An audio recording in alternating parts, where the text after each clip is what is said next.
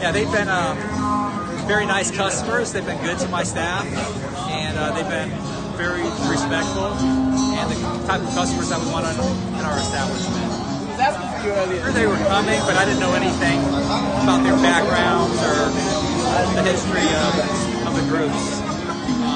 So I was kind of oblivious to it, but I just wanted to make sure that we had enough product and staff on hand to make sure we accommodated. I'm very appreciative of the city to provide this security because we didn't know exactly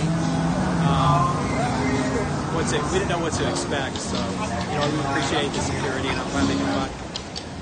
If there was another group coming in, I don't know what would have, how it would have went. So, it's better to be safe than sorry later. Yeah.